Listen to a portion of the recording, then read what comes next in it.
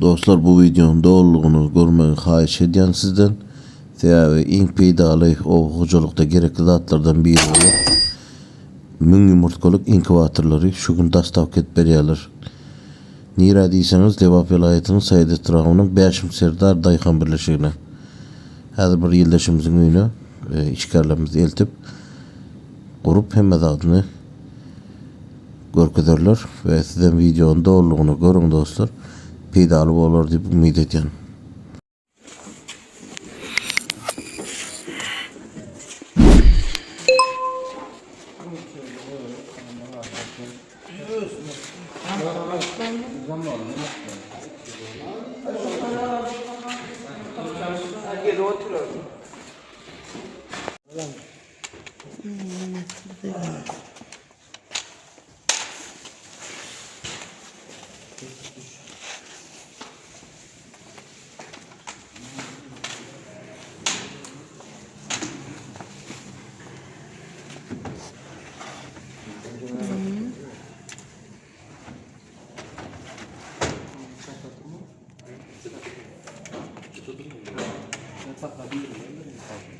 Hava dur eltip koyalım son koyuyoruz.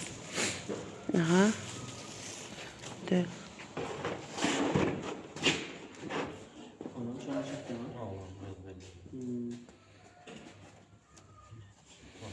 İçeri salayıp Nazırında yumurtkalarını koyup korkacağız. Kara yumurtadan eline aldın ama benim fikrim oyuncağı şunu şöyle uçlu taraf. Hava. Doğru mu? Hava. Kimmesin bir tarafa var? Ha ucunu. Hava. Kaç tarafı Siz değil mi? belki de Bir tarafa Özüm bırak. bana yok tak korkuz otayım ben. Ha ballı. Bana dine ucu şu tarafa karat ya İndik. dille bu tarafa karat. Şimdi kreatların bu yana Hava var. hem misin Ova bu himme tarafa? sen bana şunu ya bir tarafa Aralar ne olmalı? Anne ağrılar şular yani açık olsa orada. Son aylanda yapışmıyor ha. Yok hiç gelir hiç zanım. Bunu sever var ayla nokta çerez şu öz hastaylı bu. Hiç yumurtkan silteleme yarım zadem etmiyor bu. Ayla nokta.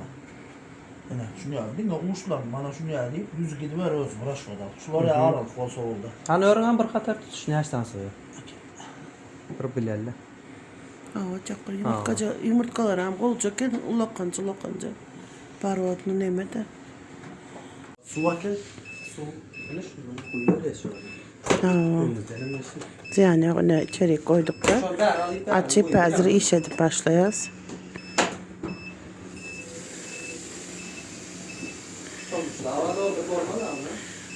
Dolyara 3 çomuş nemesen oldu.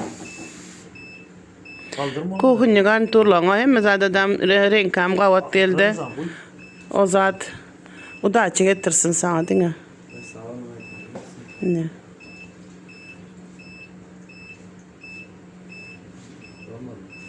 Şapaplu açela. Gene açık da var işte.